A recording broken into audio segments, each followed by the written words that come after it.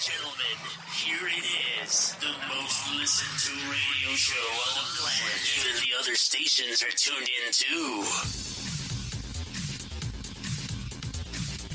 The views and opinions expressed in this podcast by the host or the guest do not necessarily reflect the views of Paranormal Buzz Radio or its sponsors. Use of any materials produced by Paranormal Buzz Radio without express written consent is strictly prohibited. For information on everything Paranormal Buzz Radio has to offer, visit our website, paranormalbuzzradio.com. Like us on Facebook, follow us on Twitter and Instagram. Listener discretion is advised.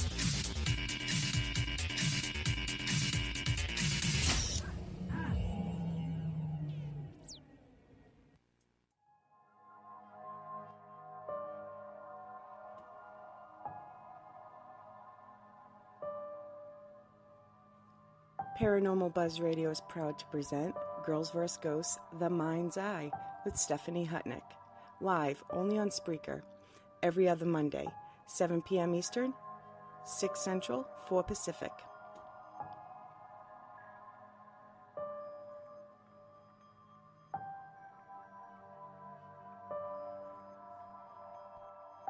Join us in our live interactive chat by going to Spreaker.com or download the free Spreaker app for all devices. Ladies and gentlemen, here's your host, Stephanie Hutnick.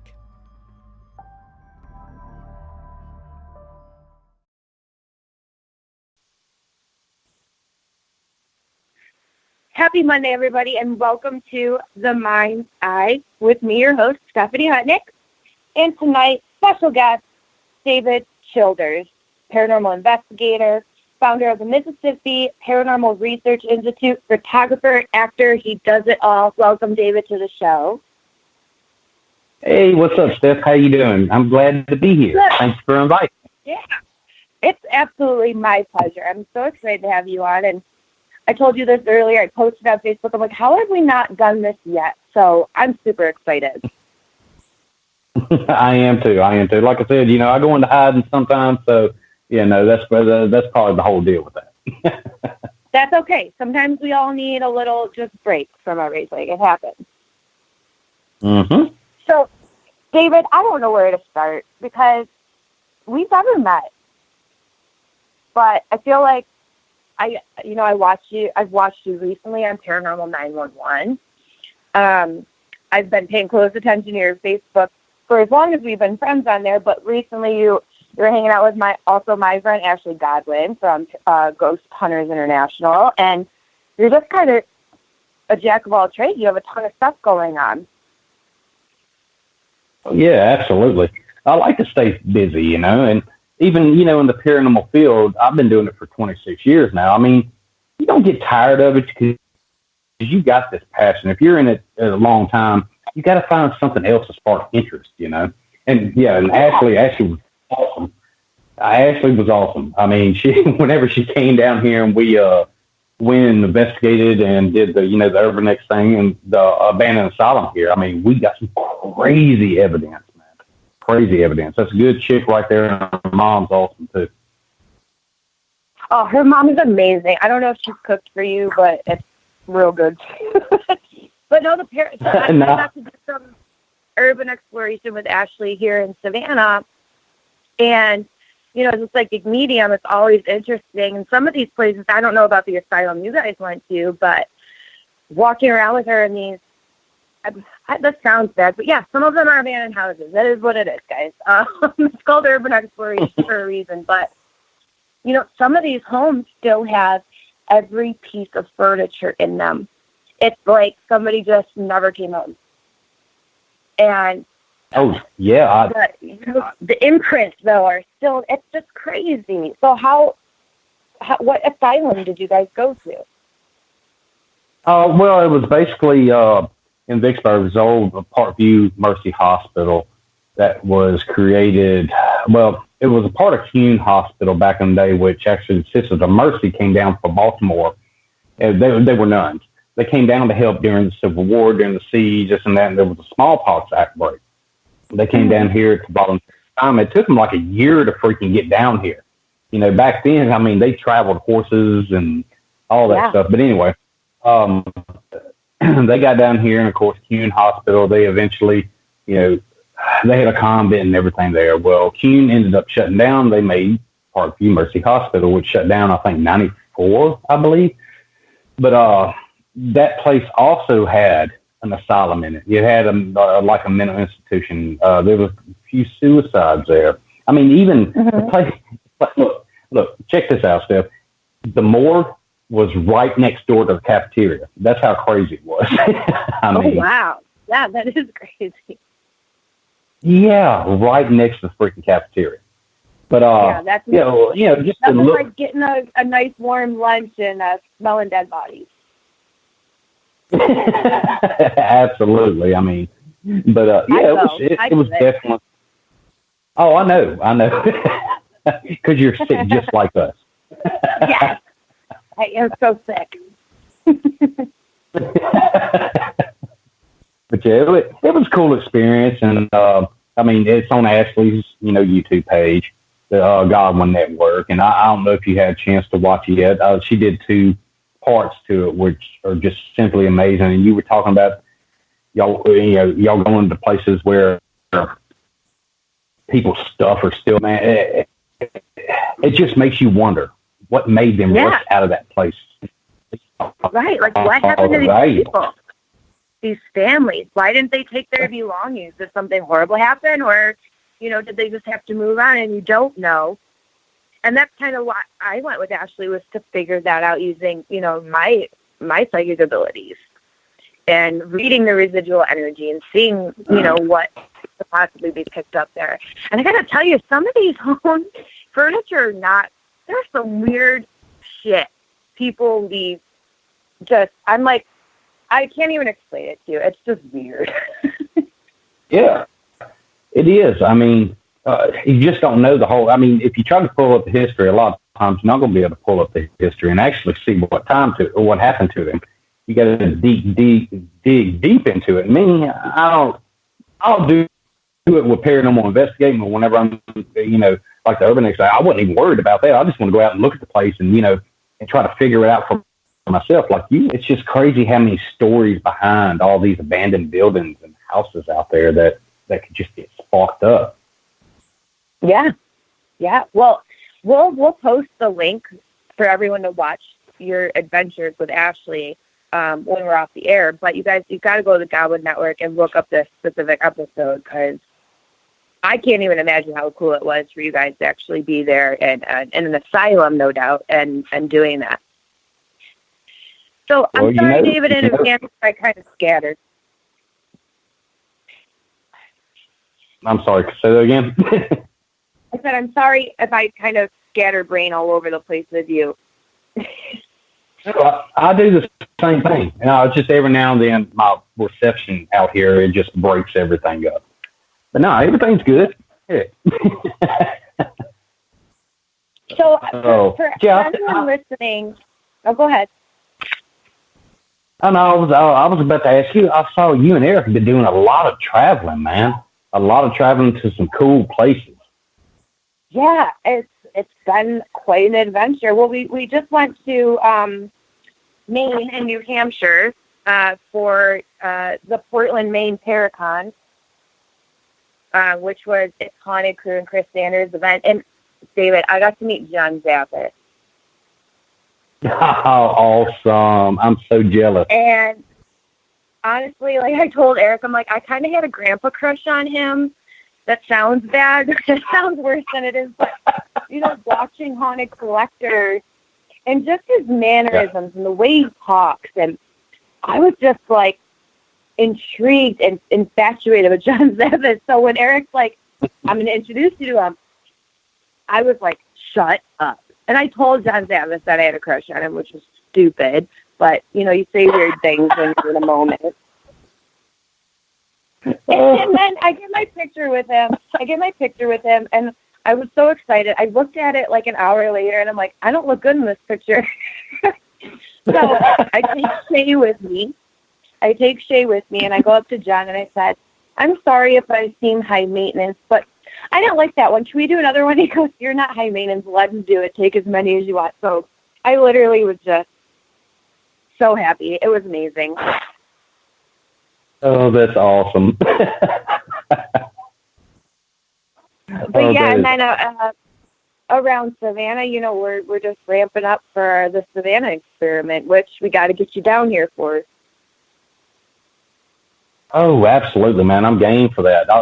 As soon as I saw the page, I was like, yep, I love it. I love it. I can't wait to see exactly what y'all are getting into and all that, man, because I've been keeping up y'all, the last week, man. Y'all been going everywhere and doing all kinds of stuff. And Eric posted a picture of y'all on the beach with a Bud Light, and I was like, hey, I wanted that Bud Light. That's part of the picture right there.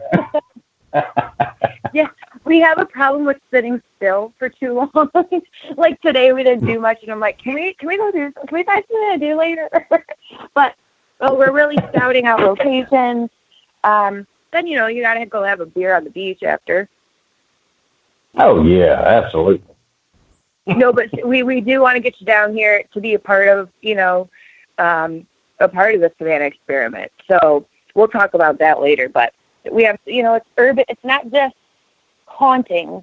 Savannah is known as one of the most haunted cities in the country, but there's so much more. There's axe murders, there's urban legends of killers and serial killers, and there's just so much to explore and investigate. So we have a couple of cool different ideas that aren't always done, and we do want to bring other people in to be a part of it with us. So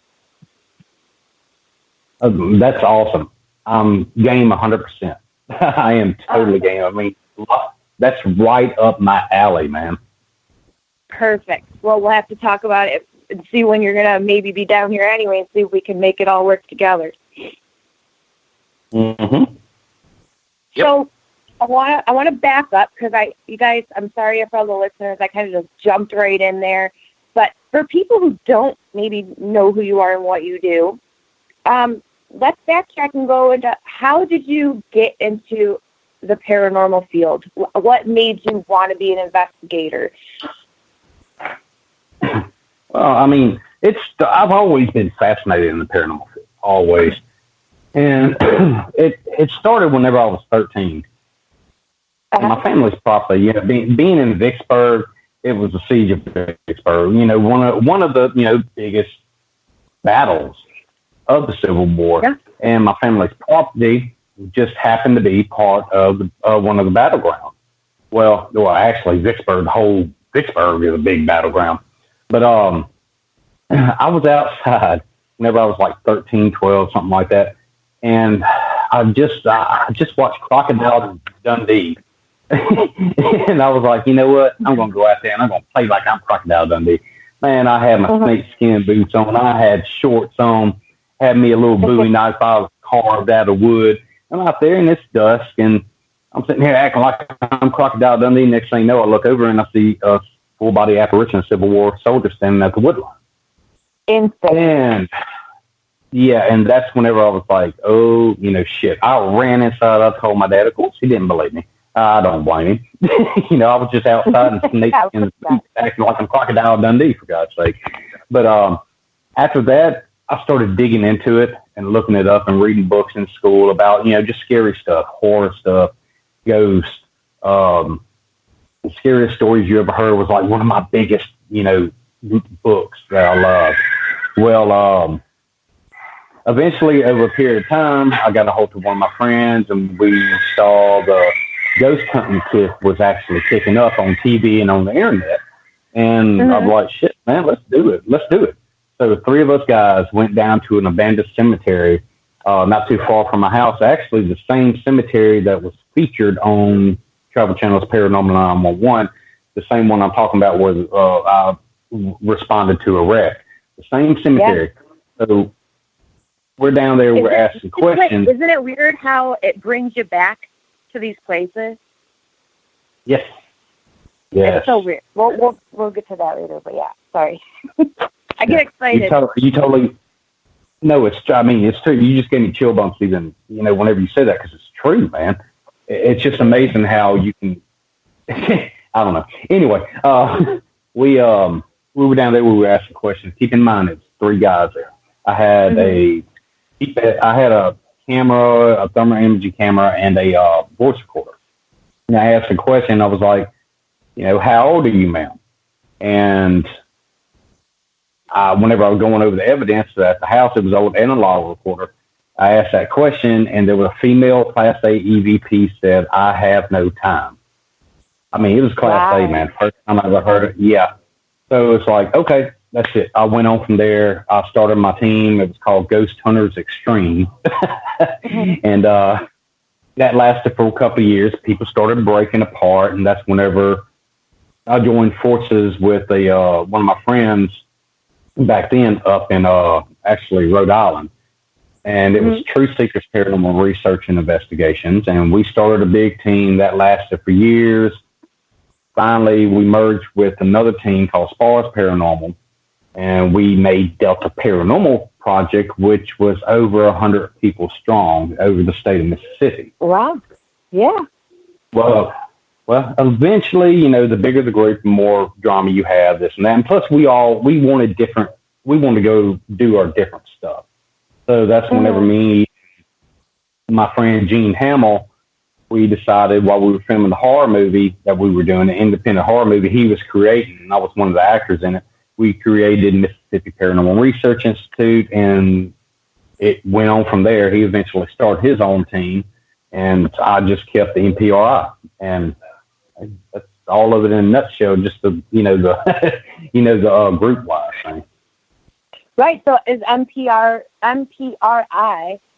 or the MPIR, either way, is the Mississippi Paranormal Research Institute still in play today? Oh, see, it was a lot better saying the whole thing, huh? But yeah, absolutely. We're 100% strong. Of course, we don't do private residences anymore. I learned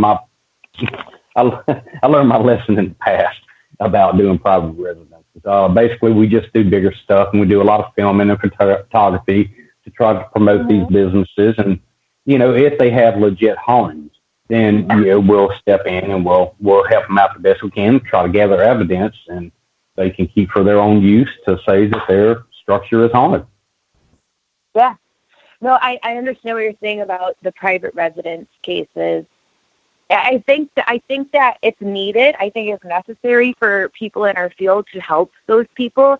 But I think, like I always say, and don't take this the wrong way, David, because it means nothing about you. But like I don't think that I should have that responsibility. I've seen cases of abuse and neglect with children that.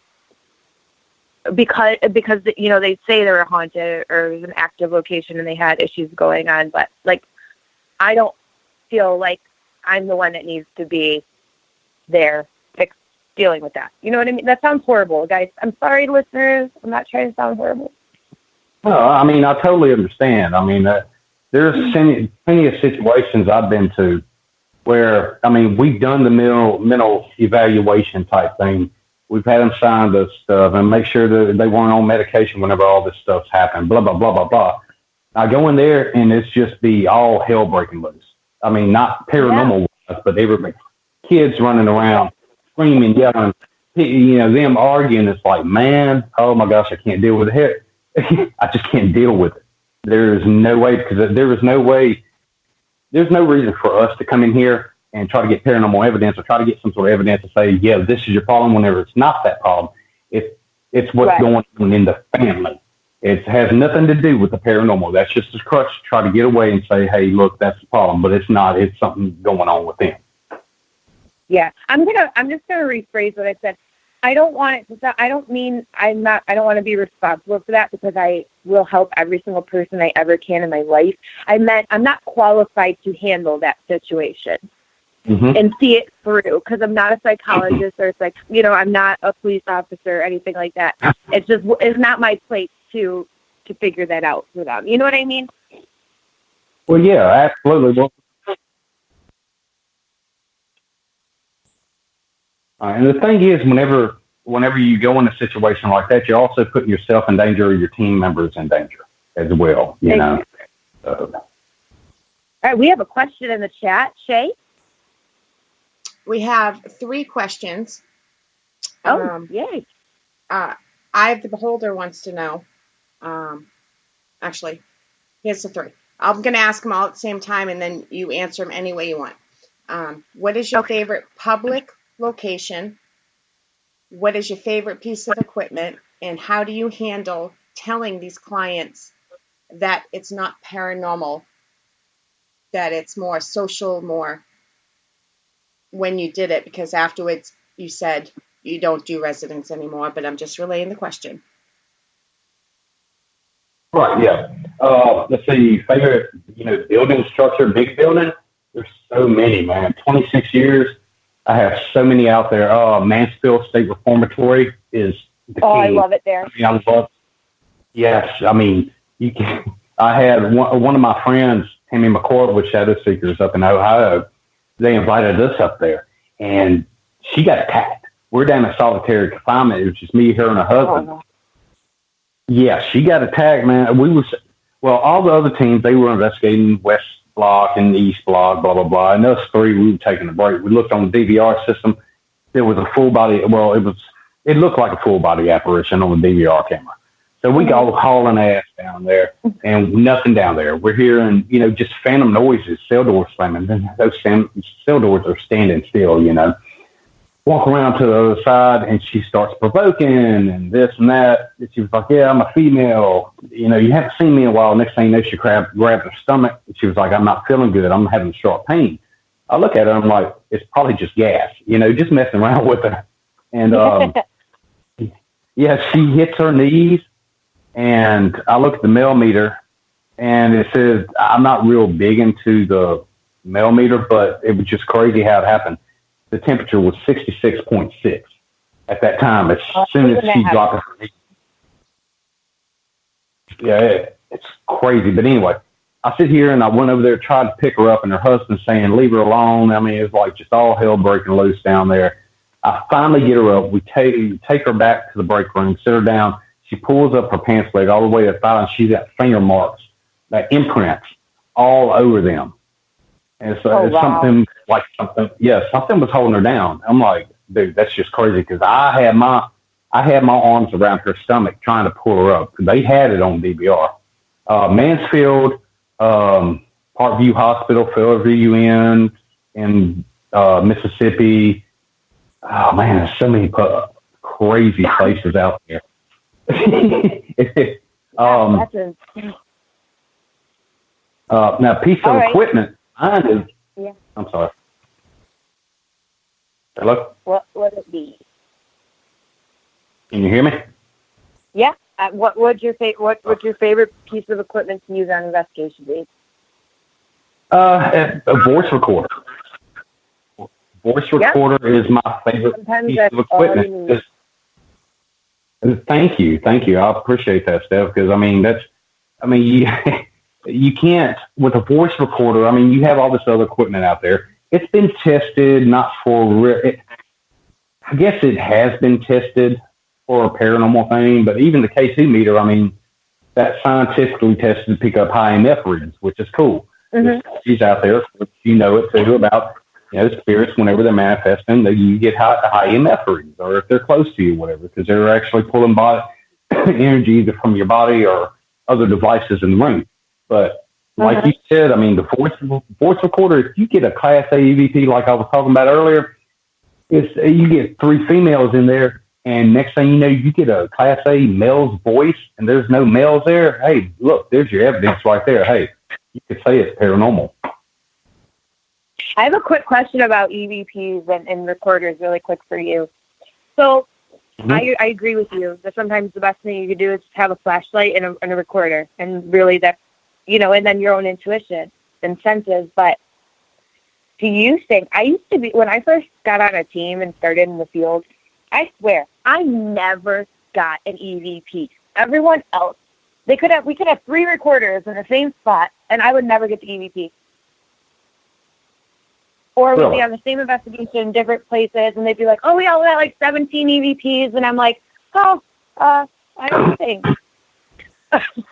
And I never understood it because I'm sensitive. I'm a psychic medium. Like, I'm getting all kinds of information thrown at me left and right, but, like, I can't get one EVP. Well, to the point where I even got different recorders because I thought maybe it's the recorder I'm using. I have no idea. Well, I mean, it could be in that situation. They might not want to get close to your recorder, but yet the recorders, you know how digital recorders are. They pick up, yeah, man, I could be 8 miles away from a daggum train and I could hear a train going down the road hitting its horn and stuff. Right. I mean, maybe they just didn't want to, I don't know, maybe they just didn't want to get close to your recorder. I don't know. I always chalked it up to, like, they already know that I can hear them and see them, that they're like, I'm going to stay away from her. She can actually see me. I don't know. That's a well, now that makes sense. That makes sense because, I mean, the other people, they aren't sensitive them nearby, but yet you can. You can pick up on it and you can feel their emotions. You can feel what's going on. I mean, even you can see pictures and stuff, can't you? Like of what happened in their past. Because, you know, me being well, I'm not going to say that. I don't like saying that. But anyway, me having some sort of, you know, abilities myself that I acquired over the years. Like you said, I mean, sometimes I don't get anything. I'll get something, but not on the equipment. And other people will. Right.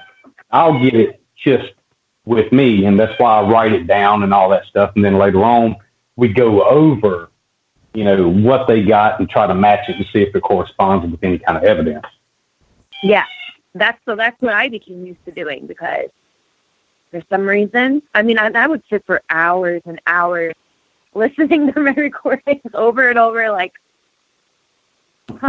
But, you know, I mean, sometimes they don't want to communicate with sensitives. Like, I think the show that shows it the best is, like, Dead Files. Like, you know, when Amy Allen's doing her walkthrough and she's saying what she's picking up on, like, the second they know she's there, they're like, oh, they're mad that I'm here. Like, they don't want that to happen sometimes. I don't know. Yeah, there's a lot of... That's why we do what we do, right? To figure this stuff out. Right. Absolutely. Absolutely. Oh, what was the last question? I totally forgot. It was, how do you tell clients that you're investigating maybe their home or their business that what's happening is not paranormal related? Yeah, okay. Well, I mean, me, the way I do it, I like to sugarcoat, but yet I don't. In a situation like that, and I've been there, and the team's out there, and we're sitting here trying to help this family. If it's not paranormal, I let them listen to what we have. I'll totally sit here and debunk it. I mean, it's not really a kit-glove case, but yet it is in a way. Sit down with them and explain to them, hey, look, the cabinet door opening, you got cats. It could have been that. I mean, unless we get it on video, blah, blah, blah, this and that, or anything going on in the house, I'll get down and tell them exactly what I think it is. Until we get evidence, I can't say it is paranormal. And I won't say it is paranormal. Just like the other people on my team. Yeah. They're the same way. They'll help the whole time, too, what they think it is. And, you know, I mean, that's the best way to do it. But you just got to you got to understand what the people that are going through, the homeowners are going through their whole deal. I mean, you don't know if it is. You don't know if it isn't. The thing is, they're scared. And you have to try to comfort them the best you can. And that's all that matters, is trying to comfort them and get rid of and trying to stop the things that go bump in the night where they can't live a life as a family. Because that's the reason they have that home. They want to be a family, and they don't want to sit here, and they don't want to get less sleep and all that because they're scared of their home. I mean, it's their home. Right, exactly. Yeah, that's the goal. They want to be comfortable in their home again. I mean, I can't imagine. Yeah. We have another question, David. Go ahead with it.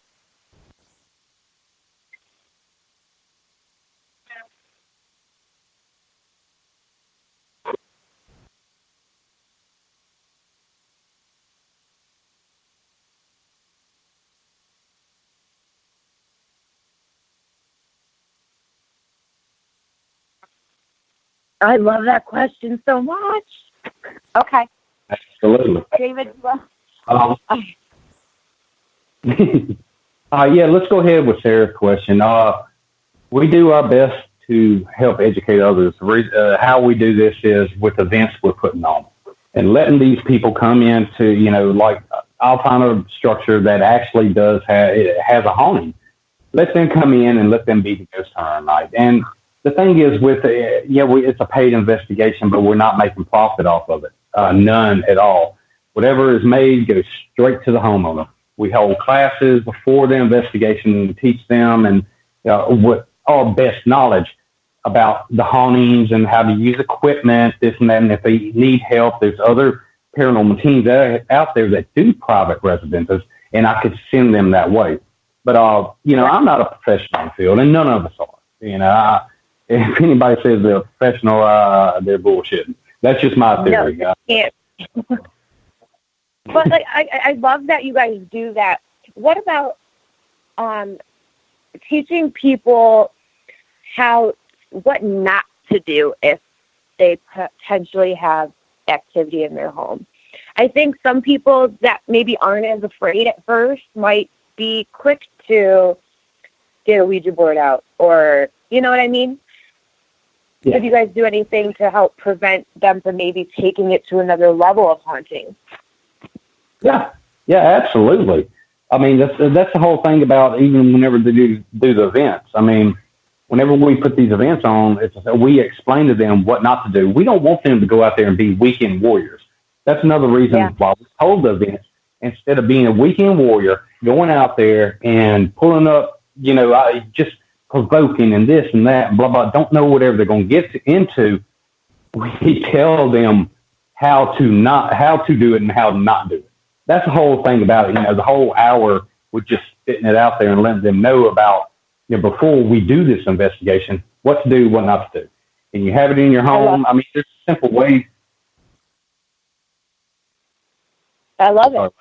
That's so important. I don't think enough people do that. I don't do it enough. I know that's a fact, and I should. And, something I've always wanted to do is, in a psychic medium standpoint or an energy healer standpoint is, teaching people how to cleanse their own homes.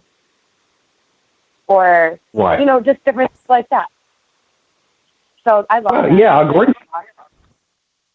Steph, I agree with you. Even, teach people how to cleanse their own home. I mean, that's where a lot of people don't like doing it. I like telling people to do it, but I mean, it's your home. You've got to know how to control it. You've got to know how to handle it. And if you feel uncomfortable with it, that's whenever the people that actually have been in the field for a while, they can take over and do. It's your home, so do it yourself. I mean, the best thing to do, is don't acknowledge it. Don't if the spirit, if you think your house is haunted, don't acknowledge it, because if you acknowledge it, it's like a little kid tugging on your pants leg the whole time, and it's going to make itself known. I mean, if the spirit's happy there and not causing any trouble, let it live there. Let it stay there. I mean, my house is haunted. I enjoy mine. We have 5, and they all live here very happily with us. Wow, 5. Woo. Well, our house is on, old plantation / farmland. We haven't confirmed exactly what it is yet, but, we got to get stuff thrown at us, or not directly at us, but thrown, things moving, like a glass on the counter, and it'll just move across the counter by itself. It's pretty cool. I'm not advocating leaving ghosts in your home. It's so funny that was brought up, too. The last question that we didn't answer was, have you heard a disembodied voice? And I was just going to tell you, the day we moved in, we drove from Detroit to Savannah, and we were literally just bringing the bed in from the U-Haul, so we had a place to sleep for the night. It was midnight. And we're walking the mattress down the hallway, and all of a sudden you just hear a woman, clear as day, just talk. Wow. Well, Eric said something funny, and I was laughing. At the end of my laugh, you just heard this woman start talking. We're like, what the hell? we've embraced it. We've embraced it. But have you heard this in somebody's voices? Oh, yeah. Many a times. Many a times. Oh, yeah, absolutely. Males, females, little children. What really gets me is whenever children. I hate hearing children. Matter of fact, on Ashley's video on her network, the Godwin Network, of the asylum we did, all three of us heard many disembodied voices while we were there, man. It got to one point, there was one point, we were in this, it's on part 1, I believe. And all three of us are back to back. All right. So we're in a hallway and you got 4 accesses, it's like it's just crossroads right there. And where a lot of activity has happened many a times. Well, next thing you know, I mean, we're hearing these voices these names, these people talking, one of them sounded like a zombie walking, dragging his leg through the hallway. You can hear it on crazy. It got so bad that Ashley sit here and grabbed my arm and she was shaking me. She was like, "Dude, turn around. There's somebody in that hallway." I mean, that's how. Well, you know she's scared because that girl's fearless. I know. She got freaked out, and it freaked me out too. I pulled my gun out. I thought I pulled my gun out a couple of times, thinking it was actually somebody. Right there. Yes, but it wasn't. That's crazy. I gotta go there. Can I come? Yes. Y'all. Whenever maybe y'all come down this way, you're more than welcome. I'll get y'all in there, and we'll do a walkthrough and do a little bit of investigating. Awesome. I have to ask you a question now. I want to switch gears in a minute to go over the cold case files that you were the lead investigator on. But I ask everyone, well, not everyone, but I ask this question a lot. What's your thoughts on the word demon? No. Not from a religious standpoint in our field. Yeah. Man, just me. I believe in angels and demons. But in this field, all right, put it this way. If you're a negative person, if you're an asshole whenever you're alive, you're going to be an asshole whenever you pass away. I mean, that's just my thinking about it. There's a lot of, I really don't think it's a demon. That's just me. I've never ran across a demon. I had 10 demonic cases and 9 were just crap. The 10th, it could have been something. It could have been something. I mean, I'm not going to say if it was a demon or not. Now, it could have been something non-human. Could have been a demon. I don't know if non-human is considered a demon.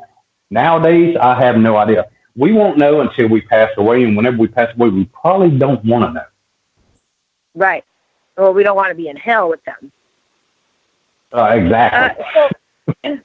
So do you believe that it can be inhuman and not demonic? Yeah. I believe that's what I like the ickiest thing I've ever come across investigating, other than like really ornery spirits of humans, are elementals. Yes. And I hate them. I don't like them. I don't want to look at them. I don't want to see them ever again, but I know I will. I just don't like it. But yeah, I guess I've seen what you'd call an alien. I'm not going to go there, but something like alienish. But again, I don't think. No, I agree. You know what I mean? So in 2016, you've been doing this. You have one case out of hundreds, I'm sure, that could have potentially been inhuman, but not necessarily a demon. So again, entertainment like sensationalize this theory that any negative haunting is potentially I mean, there's always a potential for it to be demonic, but it's overused. It's used too much. I think it's scaring people. I think if it's really a truly demonic situation, that you should be freaking scared and get the necessary help. And I just think if all these TV shows were investigating demonic hauntings, they would not just be like, la-di-da-di-da, let me get out my spirit box. I don't think so. That's Right. No, I agree with you. There was this one, it was at a couple of places. Actually, Keene Hospital.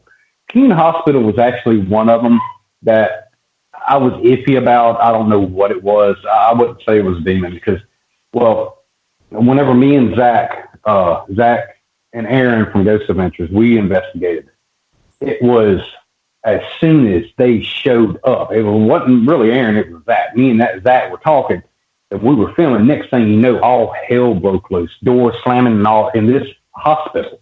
It's just crazy. Yes, I'm telling you.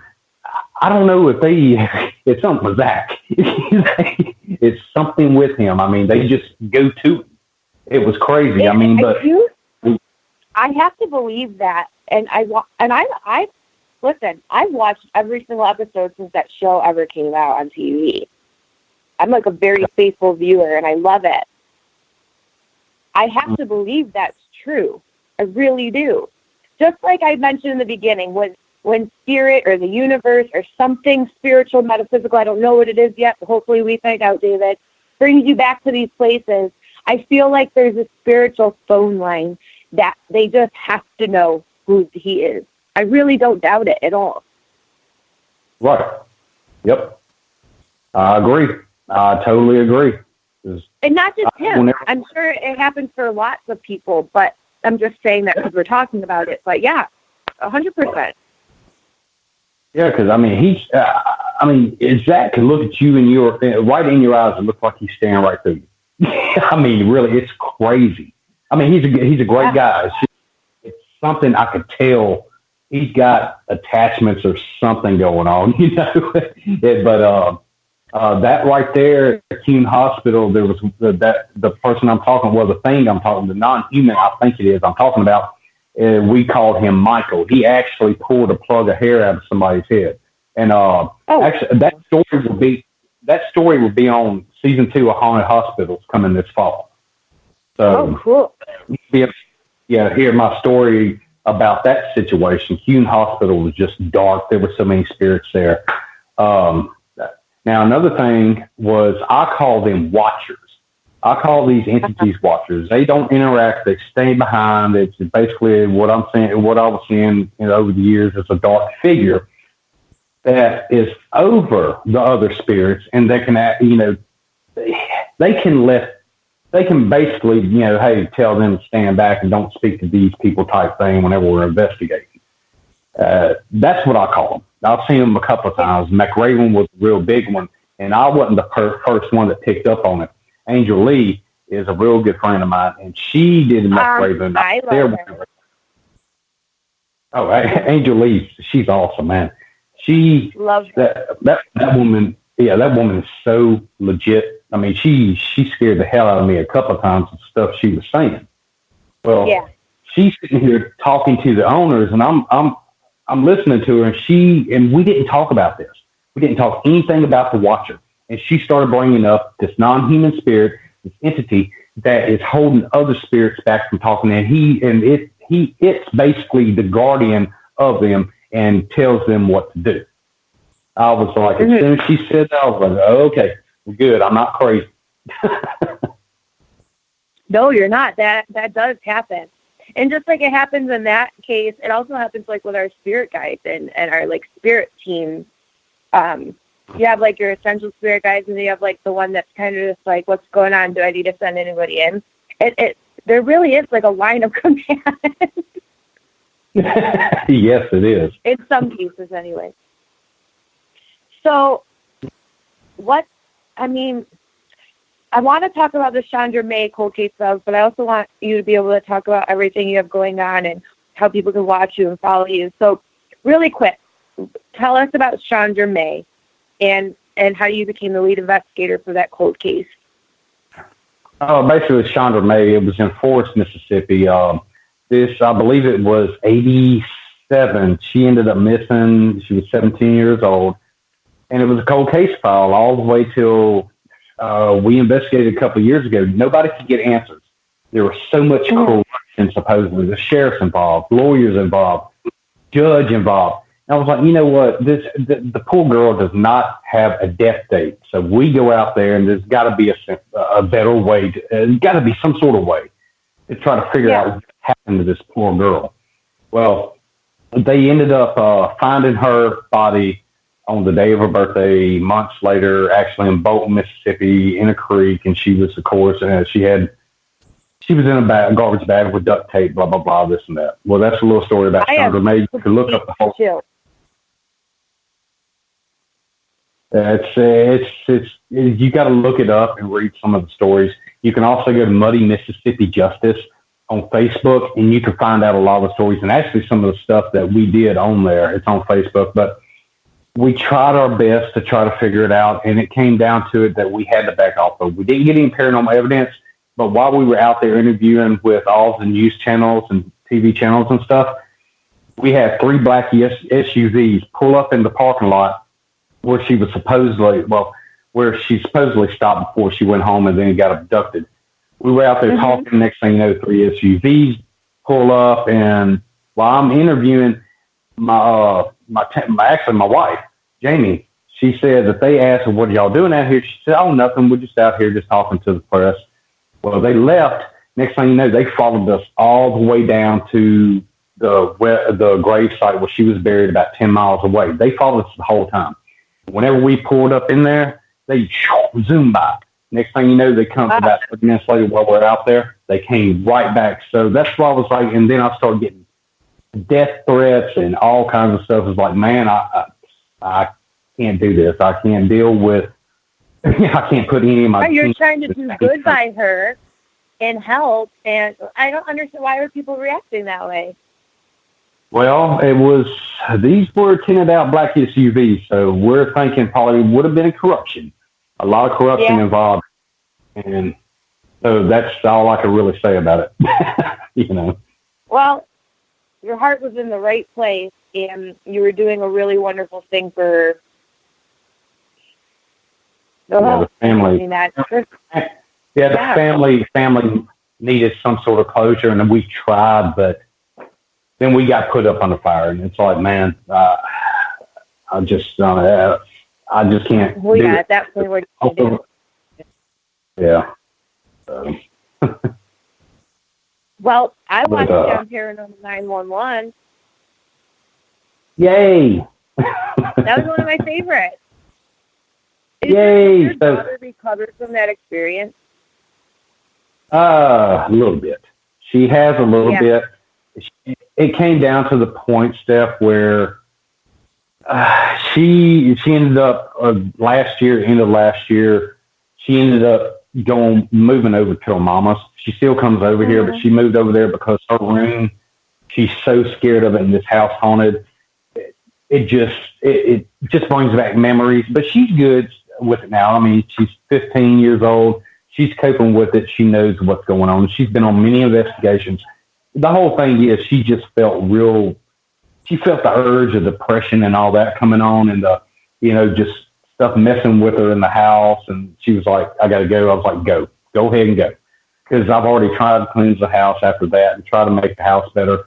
But whatever is here is on the property. It's not, and it's hard, you can't cleanse property. I've tried many times. No. And, I think as much as we investigate, like you said, she went with you and stuff, sometimes it just takes one that feels super personal, and you can't always shake it right away. And it happens. Right. Yep, I agree. What episode were you on of season 1 of Paranormal 911 so people can go on demand and check it out? It's on my YouTube page. It's Paranormal 911. I think it's season 1, episode 6 is the one. It's on YouTube right now. So cool. Paranormal 911. Yeah, Travel Channel, season 1, episode 6. I believe it's called The Chapel. Awesome. And you've worked with so many people and so many different shows and so many different networks. What do you have coming up? Oh, right now we got, of course, I was talking about haunted hospitals. That'll be coming up toward the end of the fall, and I'll talk about my experience at Human Hospital. That basically, almost it was real close to death. I mean, for me, it was crazy. I'll just have to say it. But anyway, we got some filming. Well, we got events coming up in Belmont Plantation in Greenville, Mississippi. We also got one coming up in Ashmore Estates, which, Ashley will be there with us to investigate that place. Yes, that's in November. That'll be November 2nd. Also, Ashley's got something going together, her own little production thing with the ghost stories and ghosts of like Civil War, which are on the flyer and stuff's on my page. We'll be working together on that in the future. And also you can go to my page, and there's a brand new casting call that just came out for a new show that is supposedly that might premiere here soon. So just you can go to my page and check it out and see if you qualify for it. Send me a message and I'll shoot you in the right direction. I really just love hearing everyone's stories. I really do. And their experiences. And then sometimes like, oh, I felt that way, or I've been through something like that. And it just makes you feel like you're not so alone in it sometimes. And I think it's a wonderful concept to share that stuff. We've had at my haunted house and stuff like that, and those are great too. But some of these other stories, like, Paranormal 911, like workers and paramedics and firefighters and all that stuff. I think it's so cool. Yeah, because it's everyday life, and a lot of these people out there, we don't realize that they have experiences, but they can't tell you because they're afraid of being ridiculed. And now these shows come out, and we can actually relate to them. It's like, oh wow, So yeah, I agree with you. I mean, it's cool to hear everybody's stories, and you get to know what went on to their traumatic experience that they went on during either in the field or in their personal life. Yeah. So how can everyone find you on social media, David? Just look up David Childers, Childers, on Childers. Facebook. Look me up on, not Childers. I was going to say Childers. I know, and I really was going to let you do it because I was going to laugh. I ain't going to lie to you. I'll say it sometimes too. As well, because other people say it. I'm forgetting my own name. But you can look me up on Facebook, my personal page, and plus I got a like page, also Mississippi Paranormal Research Institute. There's a couple of groups out there. Also, we got a like page as well. And I mean, that is about it. And follow Steph and Eric. Follow them. The Savannah Experiment. That's going to be awesome as well. Also, my good friend Ashley Godwin.